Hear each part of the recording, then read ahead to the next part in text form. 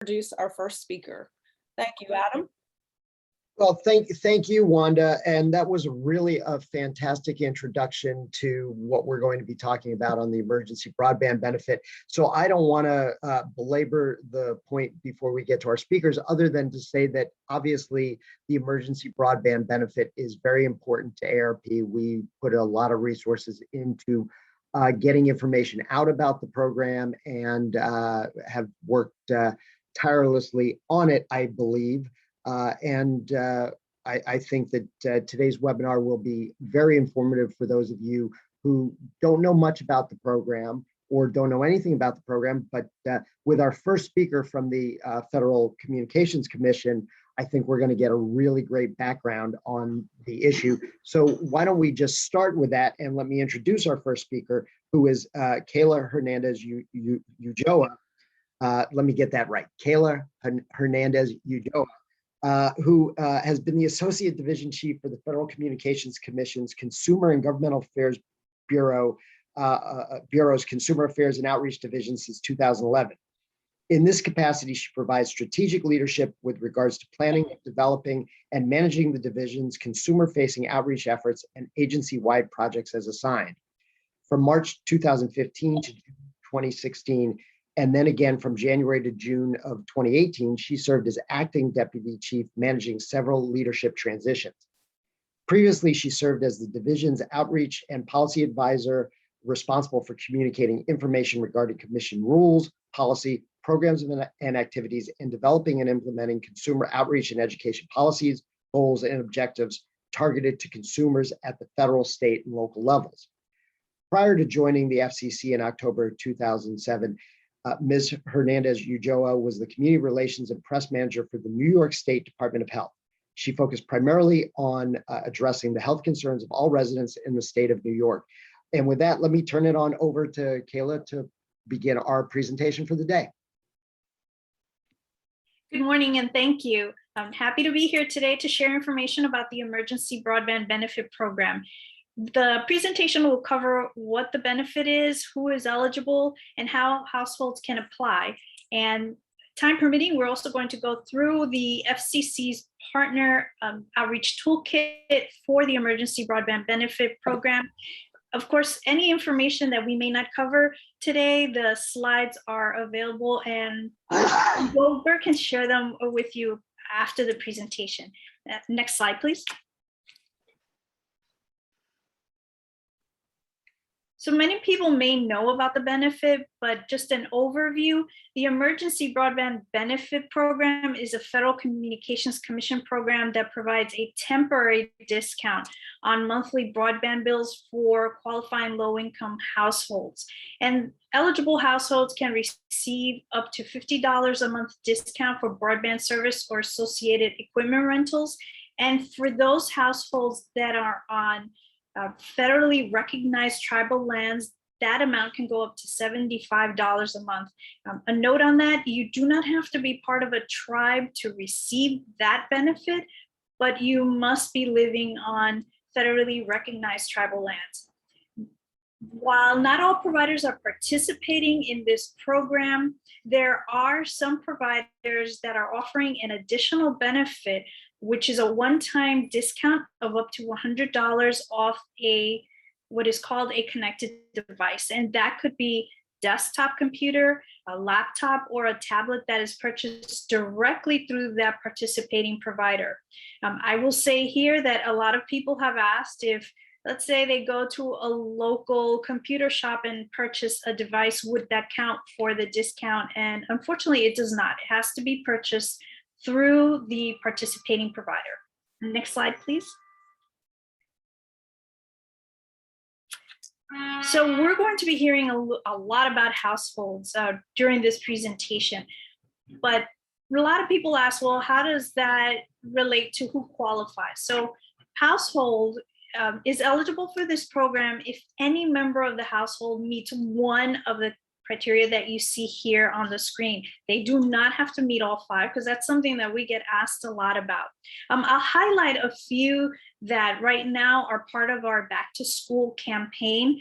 We are letting consumers know that if there is someone in the household who receives a Pell Grant in the current award year, that household is eligible. If there's a household where there is a student that is participating in the free or reduced school lunch or school breakfast program, that is also another eligibility requirement that is met. Prior to the presentation today, we were talking about the 2019 to 2020 or the 2020 to 2021 school year, but now the program is approving any household that has a student that is in these programs for the 2021-2022 school year. If a household has experienced a substantial loss of income due to a job loss or furlough since February 29th of 2020, they're also eligible. How to provide proof of this, any information that you may have received from an employer, such as a letter or an email stating that you are furloughed or that your job has been terminated, please keep handy, because if you decide to enroll in the program using this qualifier, you will need to provide proof. You need to provide proof for everything, but we get asked a lot about applying due to a job loss or furlough. And also, anyone who is currently participating in a provider's existing COVID-19 program or low-income program also qualifies for this benefit. Next slide. So qualifying for the benefit also includes one other qualifier that we go a little bit more into an explanation. Anyone who has already been enrolled and accepted into the Lifeline program is eligible. And just a reminder that Lifeline is a federal program that can reduce your monthly telephone or internet bill by up to $9.25. And for those eligible consumers who live on federally recognized tribal lands, that benefit goes up to $34.25 off their bill.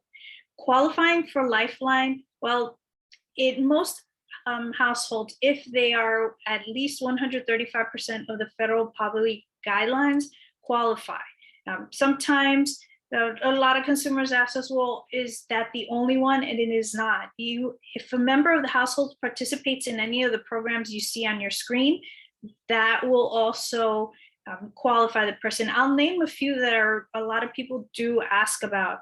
And yes, they are qualifiers. So for example, if a household has someone who is receiving the Supplemental Nutrition Assistance Program known as SNAP, yes, they qualify. Or if someone in the household has Medicaid or has Supplemental Security Income or SSI, that definitely qualifies them. Next slide.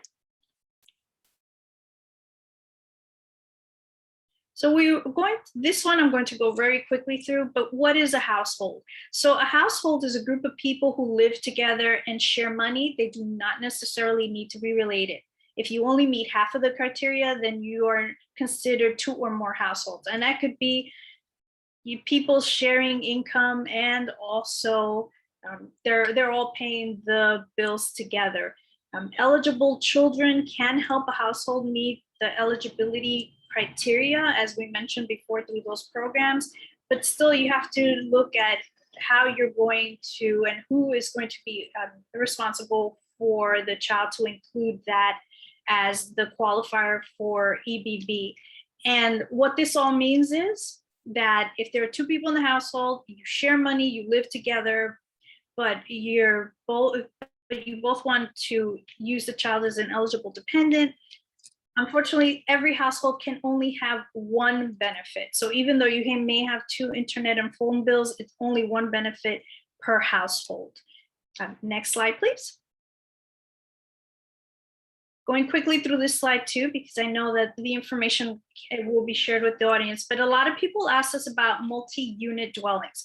So if you live in, for example, an apartment building, a nursing home, a group home, or something similar, there are several things you can do.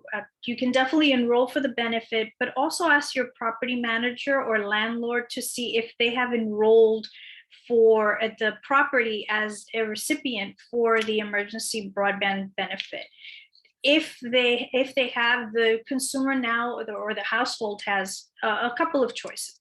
They can either continue to participate through their property manager or landlord's already acceptance into the program, or temporarily they can apply for the program, receive the benefit, and then look for a separate provider that the property manager is not already working with. Next slide, please. Some additional details. This is just reminders about the program. Enrollment began on May 12th, 2021. It is still open for enrollment. So if you or someone you know has not enrolled yet, please encourage them to do so.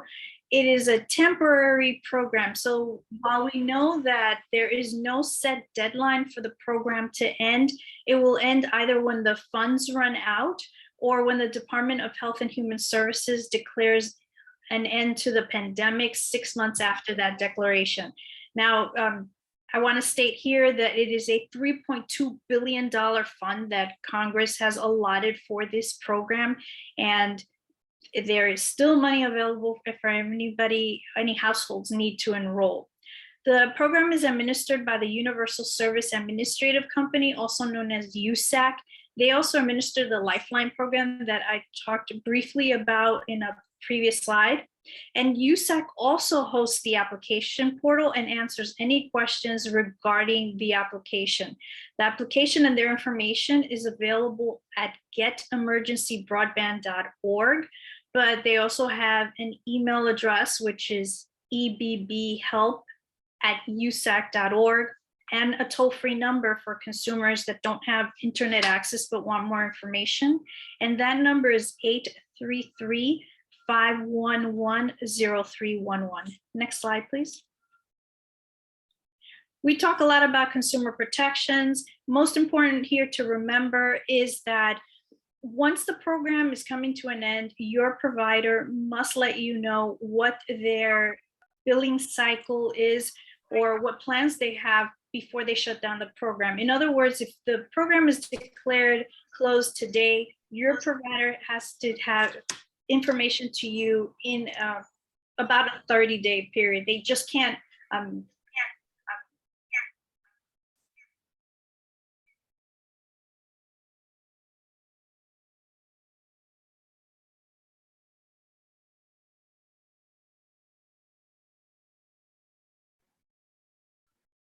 Kayla, it looks like you're on mute somehow. Yeah, I accidentally hit the button. I'm sorry. oh my goodness. Somebody else was talking, so I'm sorry. Can everyone hear me? Yeah, Yes. we can hear now. Okay, great. So I'll just repeat the last few things I was saying. And the other thing is that consumers who are already receiving the benefit once the program ends, they have to opt in to continue receiving services, because once the program ends, your provider will no longer continue to provide that exact service. Next slide, please. So participating providers, again, not all program participating providers are actually in this program. So the FCC has a lot of information, including a link to the providers listed by state on our website, fcc.gov/broadband benefit. And there is also more information that you can find through USAC's website, getemergencybroadband.org. Next slide, please. Enrolling, there are 3 ways that consumers can enroll.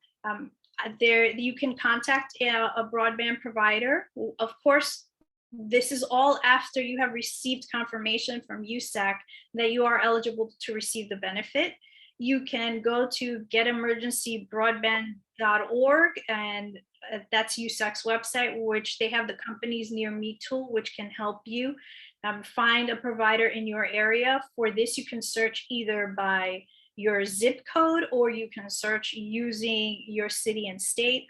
Or for consumers that either don't have access to the internet or perhaps feel better completing a physical form, you can have someone help you and go to the getemergencybroadband.org website and can mail the application in along with proof of eligibility to Emergency Broadband Support Center at P.O. Box 7081. In London, Kentucky, 40742 is the zip. Next slide, please. You can enroll via provider. Again, fcc.gov/broadband benefit has a list of all the providers by state. You can also note that the service provider can help you, but it has to be, if you're using this option, you have to be in one of their either kiosks or physical locations so that they can help you enroll and add your information to the national verifier. And also the service providers can help a consumer apply, perhaps not using the national verifier, but using their FCC approved alternate verification process. Next slide, please. This is just a quick run through of how to apply online. Get emergencybroadband.org, click apply, and then wait to receive information that, and it's usually takes about an hour if you do it online to receive information while the national verifier goes through your information to verify that you are who you say you are. Next slide, please. You can apply by mail, which I mentioned before. One thing I want to know here and remind consumers is that if you are doing the application process by hand and you're going to mail it in, there's also a household worksheet that needs to be included with the application, and that's also available at getemergencybroadband.org. And again, at any time, if you have questions for USAC about the application, that number is 833-511-0311. Next slide. Showing you qualify, I will go quickly through this. The most important thing on this slide is to note that at getemergencybroadband.org, when you get to that page, there's a tab that says how to apply. When you click on that, it'll show you another tab that says show you qualify. For consumers that have questions about eligibility and they have access to the internet, can definitely go this route or go back to the FCC's page, fcc.gov/broadband benefit for more information. Next slide, please. So now we're to the part where I'm going to quickly just mention the FCC's outreach toolkit. That toolkit contains social media, printables, and other materials that can assist you with sharing information with your community. Next slide. Here's just a listing of the FCC outreach toolkit and what the contents are. Again, if you need this information, fcc.gov/broadband benefit has a link to the outreach toolkit. I'll just point out some of my favorite materials that I use a lot. I use the social media images because they're really easy to understand and they have information right there on the slides. The fact sheet is really good if you want to just distribute a one-pager at an event. It contains all the information and all the links that a consumer could possibly need to apply. And in terms of video, for people that can have access to go online, the overview video gives a good overview of what the process is and what the program benefits are. And of course, there's another copy of the PowerPoint slide deck, which I'm sharing today, but there's also another one available that has a lot more information from a presentation, consumer-wide presentation that was done back in April. Next slide, please. These are just some of the social images that I mentioned before. Next slide, please. Copies of our flyers. Unlike the fact sheet, the flyer is just more colorful and pinpoint what exact information consumers need to know. And these are also available for distribution. You can contact the FCC at broadbandbenefit@fcc.gov if you need copies of this information sent to your attention. We do have limited runs, but we do try to fulfill all requests. Next slide, please. And here's just a listing of our videos. There's a picture of a colleague who does American Sign Language interpretation. So we do have that information available in ASL if someone needs it. Next slide, please. Our toolkit is also accessible in other languages. We have the languages you see here. The materials that are available in other languages are the fact sheet I mentioned. We have the 9x5 information cards. There's also a quarter-page handout for anyone that really needs a quick flyer to hand to consumers that's in a smaller format. Some of the translated languages that I'll point out here, we have French, Haitian Creole, Korean, Spanish, Portuguese, and Russian. There's other, of course, that you see here on your screen. And for anyone that needs this information in alternate formats or accessible formats, they can send an email to fcc504@fcc.gov. Next slide, please.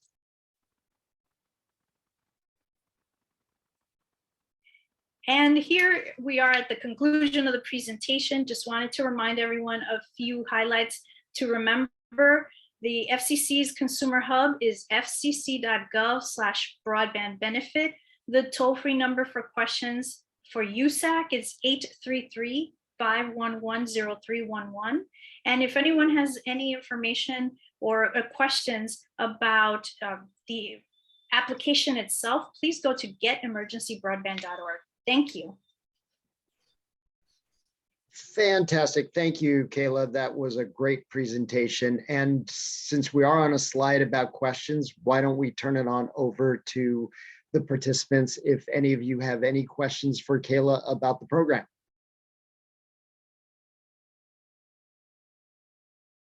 Feel free to come off of mute or put it into the chat.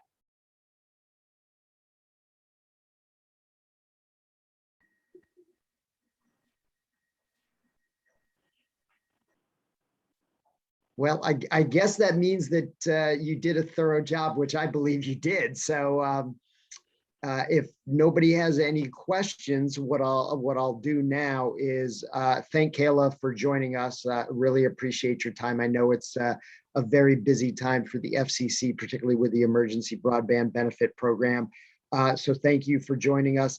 I'll let you go now and just say to everyone who's watching that we do have the slide deck. I've provided it to Wanda and the folks at MRSPA to send out to you all. And if you do have any questions, you can certainly get in touch with me. But with that, I think I'll just thank you, Kayla, for this fantastic presentation. Thank you, everyone. And thank you for having me. Have a great day. Bye.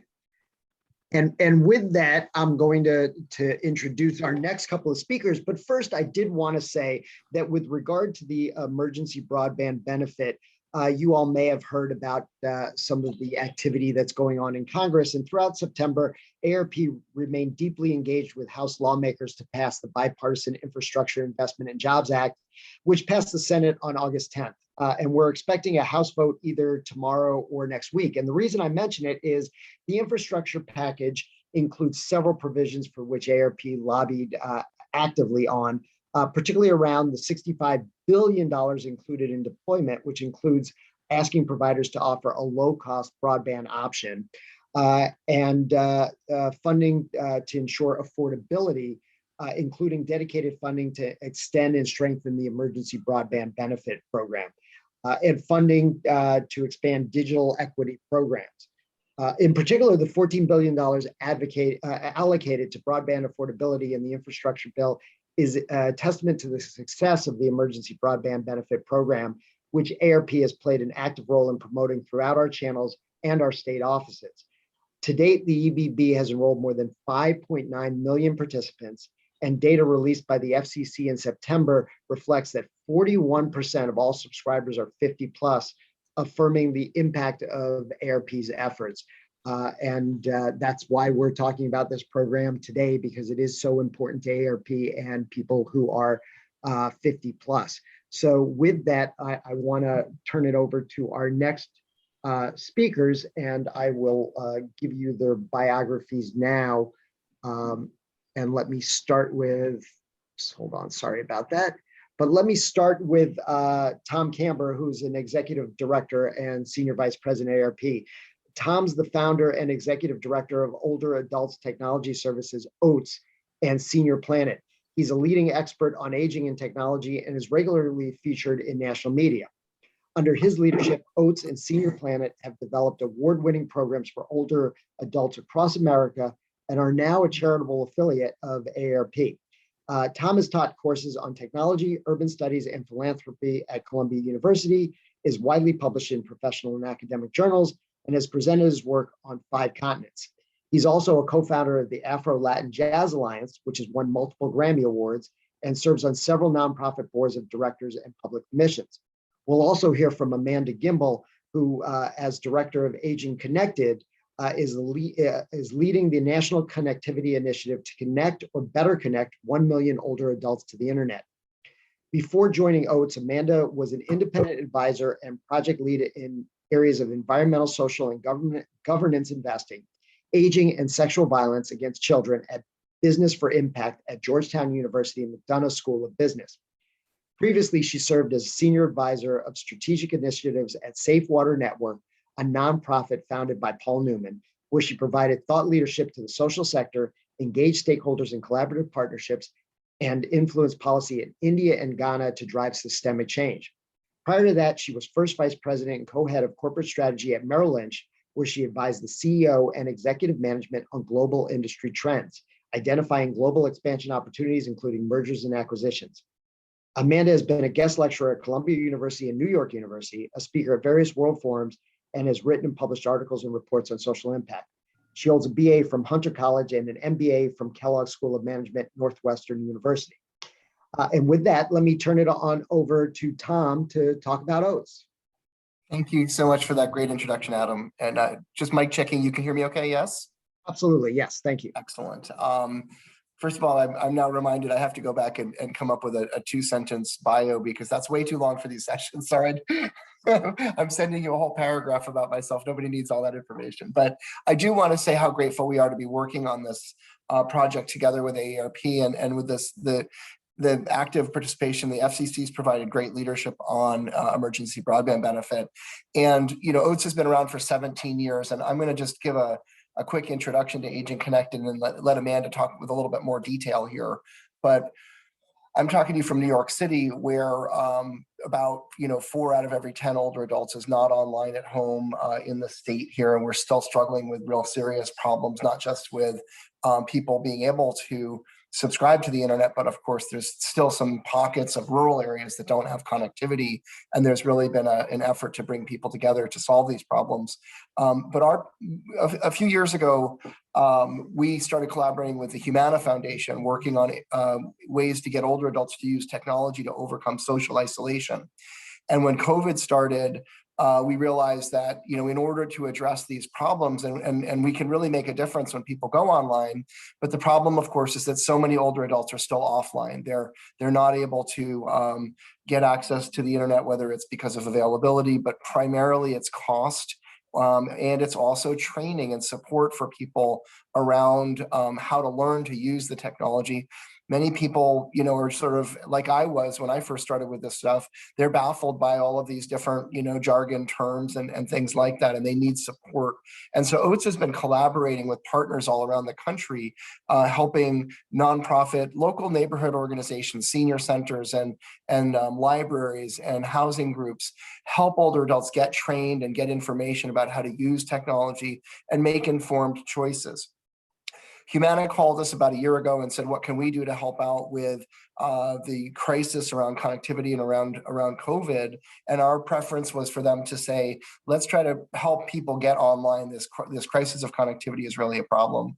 And then right around the same period, of course, the FCC and the government started looking at the emergency broadband benefit. And now that's the first real subsidy available to bring people online. So OATS has been working on this project called Aging Connected. And I'm so grateful to have Amanda helping us because she's an expert on bringing water originally to underserved communities around the world. And now people are starting to think about the internet and connectivity as if it's an essential service, just like water. And so she's helping OATS help people connect to what is now an emerging need that people really are starting to see as something that's critical to living well at home. And what we've been doing is doing some research and building models to help other organizations do outreach and support for people around connectivity. And we're looking for people to help us with that. We have multiple projects going on in Maryland with training in local communities, particularly in Montgomery County. And Amanda's going to just give you a quick overview of what's going on with Aging Connected and how people can get involved. So Amanda, take it away, and I will stay on for the Q&A as well, of course, if people have questions about what we're doing at OATS and our general strategy.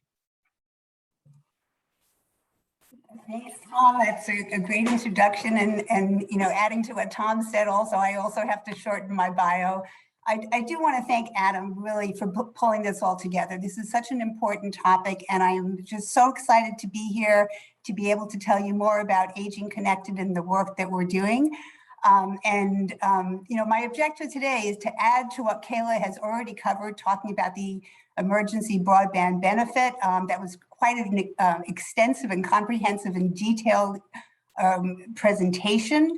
And, you know, I would like to add the additional resources that we have and talk about and sort of round out the discussion from the perspective of the role that Aging Connected is playing to really build on the EBB effort and to really share and engage other partners and organizations to really influence policy and to also engage with telecom partners and with consumers around EBB. So with that, oh, the next slide, please. You have control there. Okay.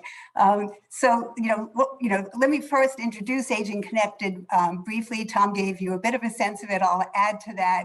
I'll give you some context for why this initiative is so important. And I'm sure for many of you, you already have a view on and understand why this is so important.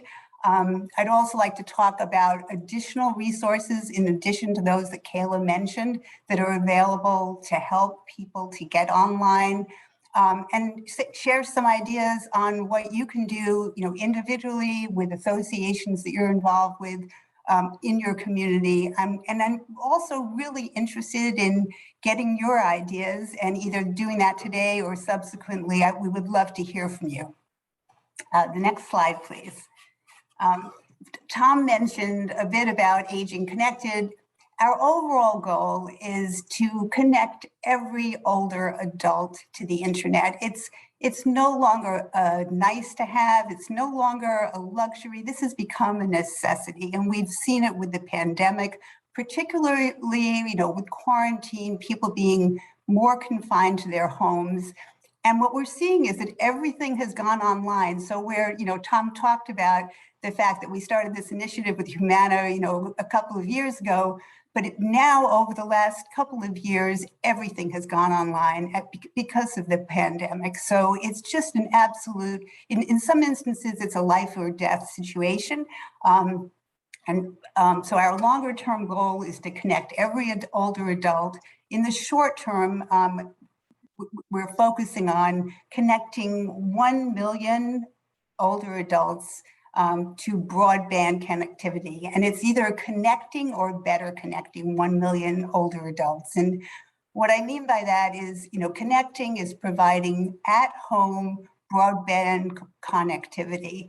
Better connecting is that in some cases, people already are connected to broadband, are perhaps participating in the EBB program or otherwise some sort of internet, have internet access.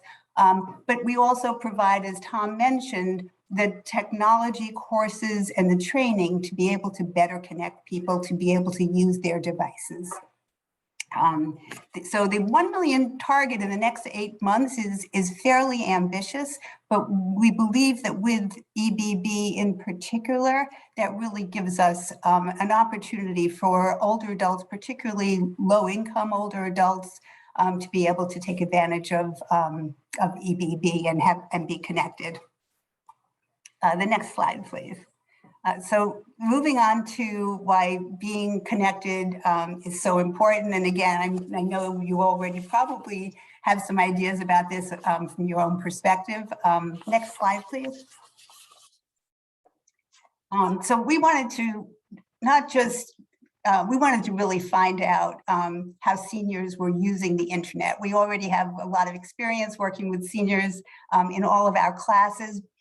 We reached out because we like to really build the evidence base around everything that we do. So we surveyed 200 participants during the quarantine, early on in the quarantine, who were participating in the Senior Planet programs. to understand and get their reaction to what is it that's the most important thing and the real reasons that you're excited about being connected. Next slide, please.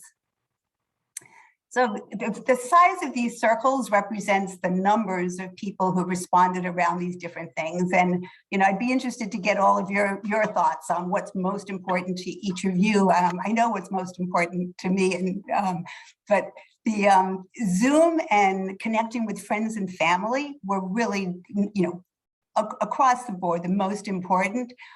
Interestingly, though, attending church and other religious services, exercise classes, participating in Facebook, making doctor's appointments, doing yoga, online banking, ordering groceries. When you start to see this list, it's no big surprise. Virtually everything has moved to the internet. Everything has moved to, inside.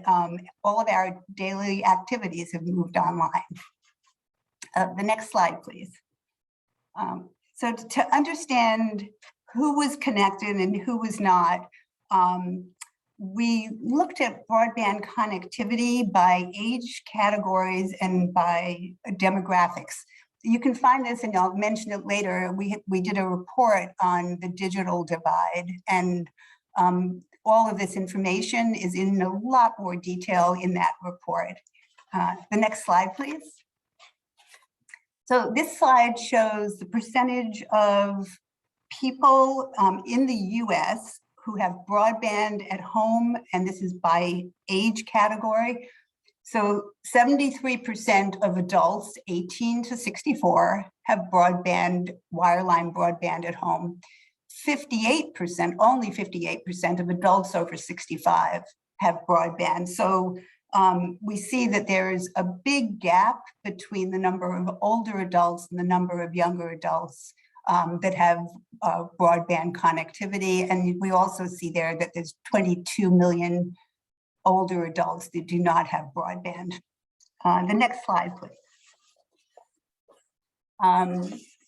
So we took a look at Maryland, and Maryland's doing much better overall than national averages. So you see here this 80.9% that compares with what I showed you just now of the 73% nationwide.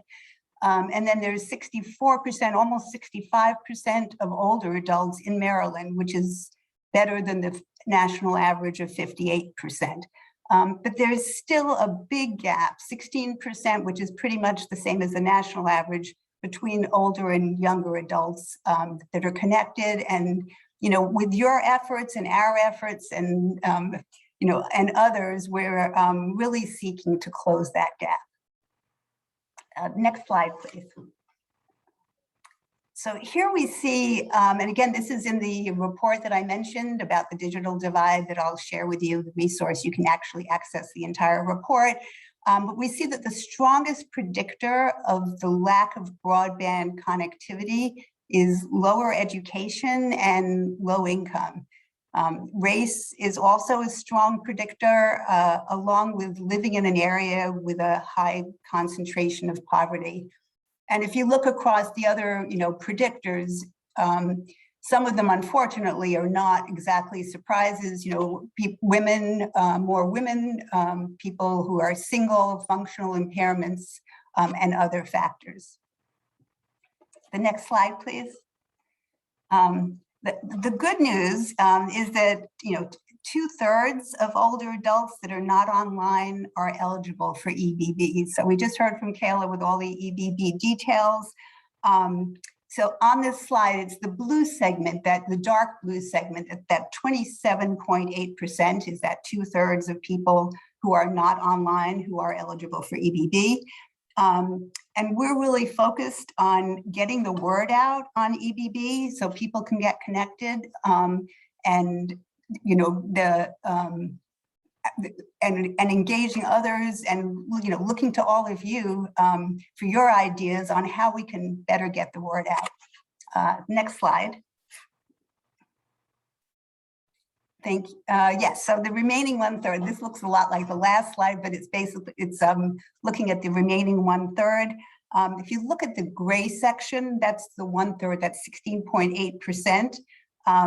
These are people who are not eligible for EBB, but they're also not connected. And there could be a number of reasons for that, including there could be among that group, there are among that group also some lower income people who are not necessarily eligible. There's also an issue around demand. Some people are concerned about privacy and safety going online. Other people are, concerned about being able to learn technology. And, we've seen with older adults that are participating in our Senior Planet programs and are engaged in different activities with OATS that everybody, all of us, can learn to be online. The next slide, please. So, what resources are available? Kayla, I was very impressed with the long list of resources, which we're very much aware of.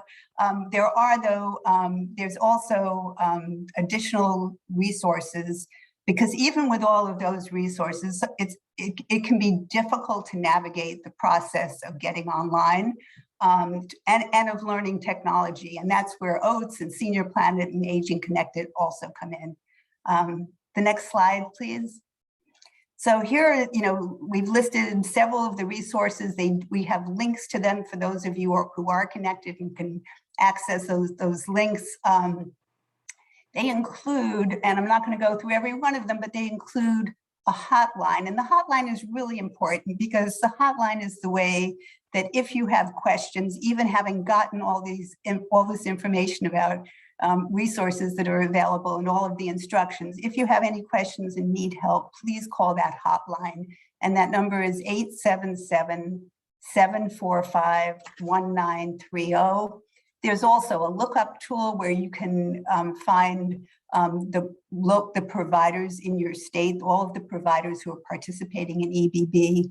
And then there's a number of other kinds of promotional videos, instructive videos, and other resources, along with free introductory technology courses through oats.org. So this will be shared with you, I'm assuming, Adam or Wanda, and we're happy to answer any questions that you might have about it. The next slide, and perhaps one of the most important is, what you can do to help. The next slide, please. So basically, we're evangelists for connectivity, and we really want to spread the word. And for those of you who are not connected, or those of you who know someone who is eligible for EBB and is not connected, please let them know about the program. Also, we've heard that many of you, most of you, are very engaged with associations and in your communities, and sharing this information about the emergency broadband benefit and the aging connected resources.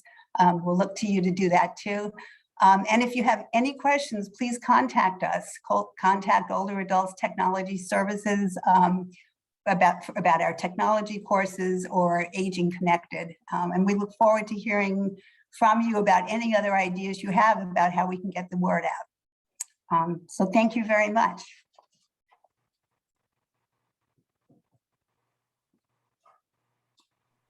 Fantastic.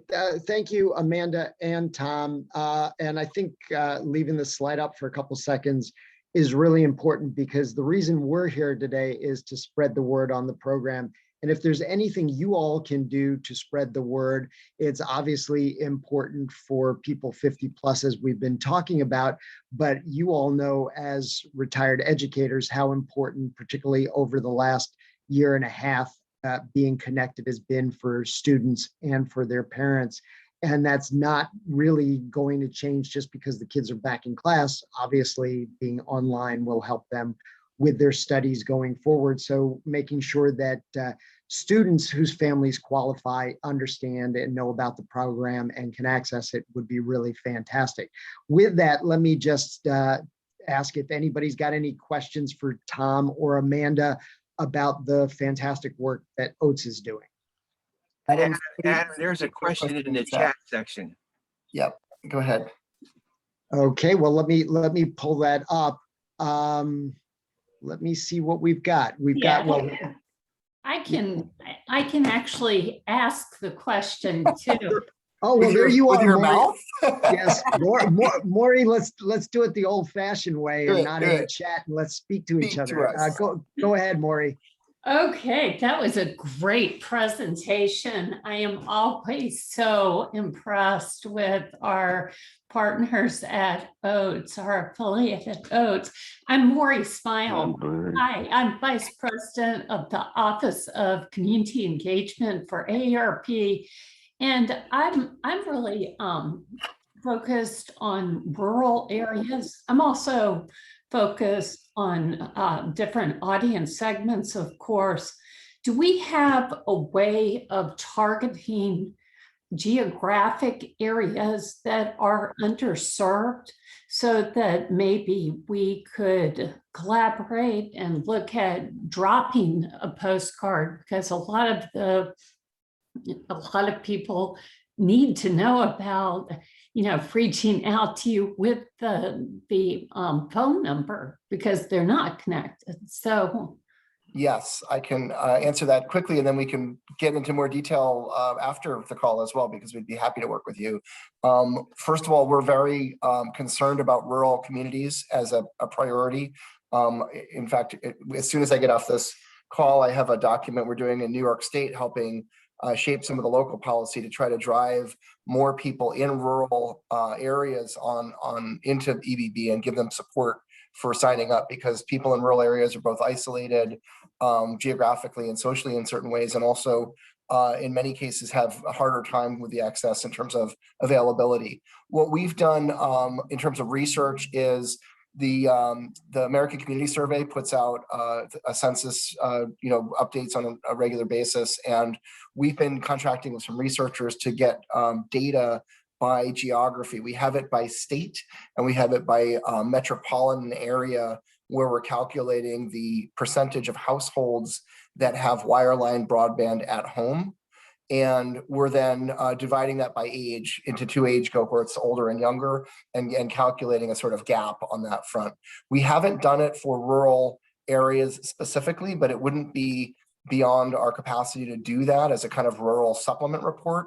And also, we have, for specific rural areas, if there's a county or an area that people are looking at, we could give you the actual methodology that we use, and that could be replicated.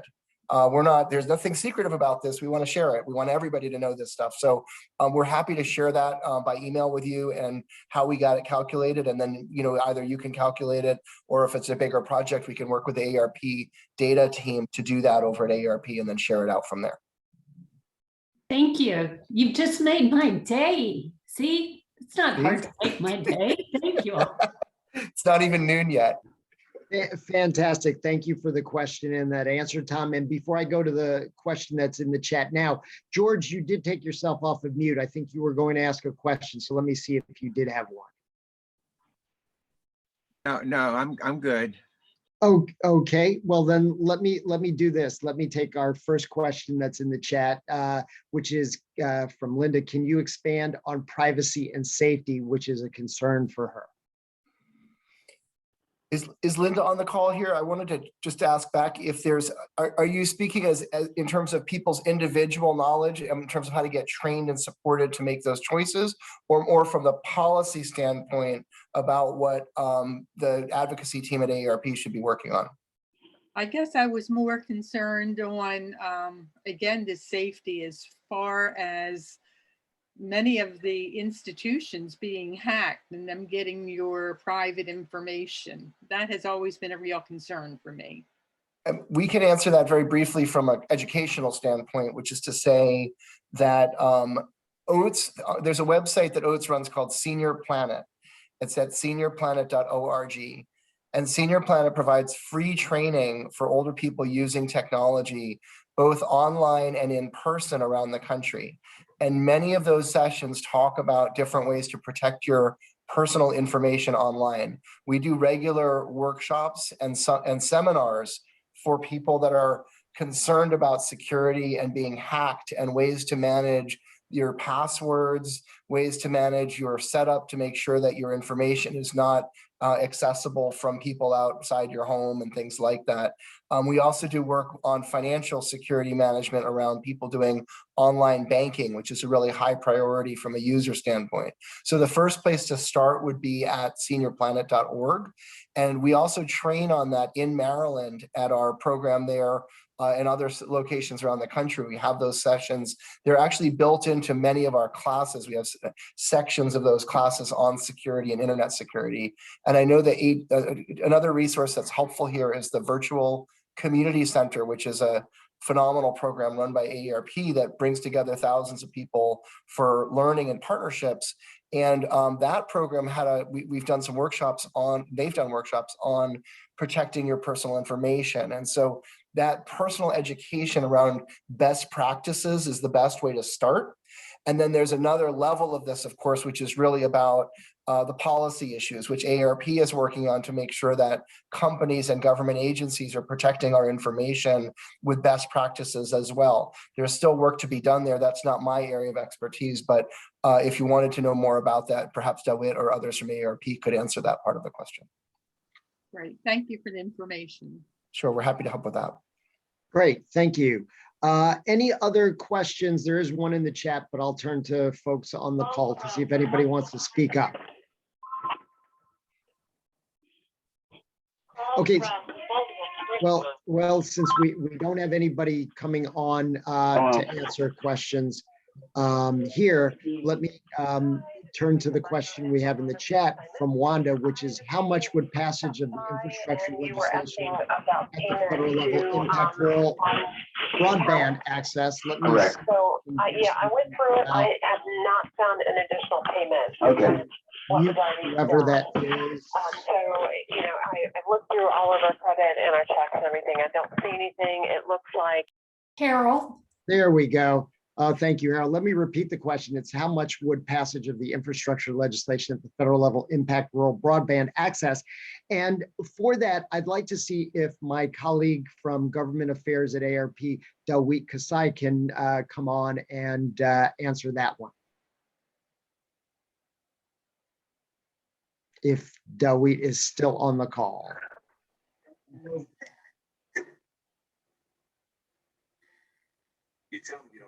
And if he's not, then I will turn to Tom or Amanda to see if they've got any information on how it would impact rural broadband access. I don't have a great answer to that. So Tom, if you've got something specific, I'd love to hear it.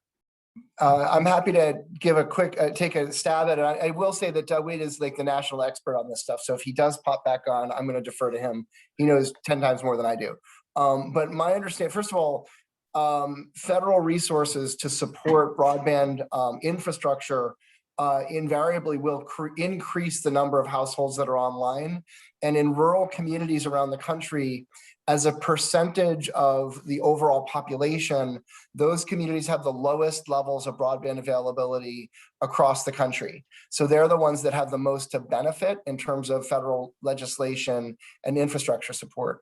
As we know, the infrastructure legislation is not finalized yet. So we're still waiting to hear exactly how they're going to define the parameters of how much money is available, what sort of limitations or restrictions will be applied, and what sort of targets will be encouraged in terms of how that money gets spent.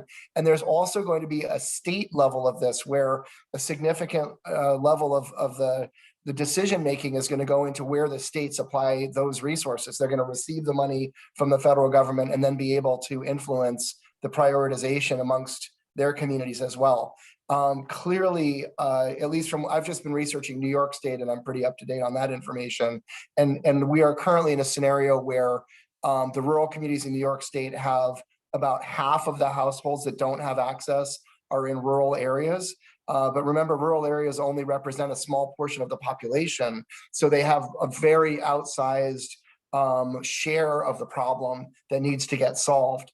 But there are challenges around not just building the infrastructure, which can get done with the subsidies, but there are communities that are so they are so not, their density levels are so low that they're not economically productive for the companies to even provide operating services. Even if we pay for the infrastructure, if there's not enough people per square mile, some of these internet provider companies will lose money by just running, maintaining a network to somebody's home. So there may be a need for ongoing subsidies for some of these situations, the way that we've done with phone service over the years, depending on how deeply we're talking about getting to every last household. There's diminishing, there's a higher costs per household as we try to reach the most isolated homes and areas in the country, and people are trying to figure out how to get to them. There's also a lot of different kinds of technology available. There's not just wireline, fiber, for example, but there's cable, there's now satellite options that are coming up, there's 5G and there's fixed wireless. So there's different kinds of technologies that are allowing us to address some of the people who currently are offline. But clearly infrastructure legislation, if it does pass and resources are dedicated, there will be some potential real improvement for rural people. Thank you for that, Tom. And I will echo that our colleague DeWitt is an expert on this. And as I mentioned, there may be a vote in the House either tomorrow or next week. So his attention is really firmly on that. And that may be why he didn't speak up. But I do want to repeat the numbers that are in the package. $65 billion included in for deployment, which is a lot of what Tom talked about. And there's $14 billion allocated to broadband affordability. So hopefully this package that's going through Congress will have a pretty good impact on all of this. And we at AARP will continue to work on it, as you may have gathered from the question from Maury and our focus on it.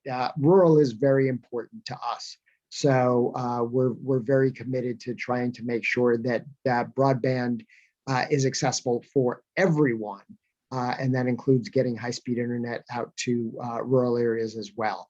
Are there any other questions from folks online or who want to speak up? We don't have any others in the chat right now.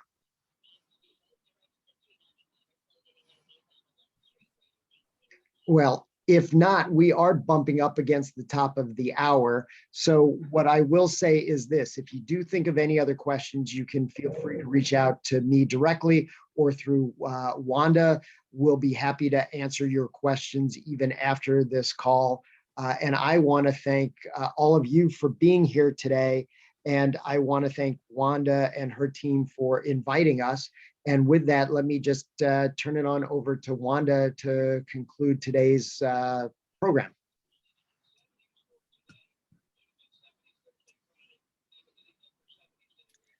Thank you, Adam, and thank you, Kayla. Thank you, Amanda. Thank you, Tom.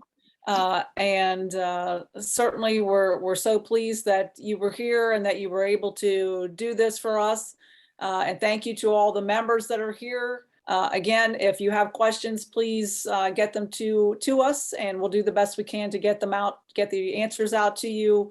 And if possible, we will certainly share the link to this video so that the local associations have access to it. I didn't get to count up based on who was in attendance, how many locals are represented here, but I do think just from a first glance that we have at least half of our local associations that are represented in our membership today. So that's wonderful to see. And we do hope that the locals will take this information and share it out in their communities and with their own members who could benefit from these resources. So again, Adam, Kayla, Amanda, Tom, all of you so much for your participation today. We really appreciate it. Thank you. Thank you. Thanks to everybody as well. Thanks. All right. All right. Lana, I think we're good to go.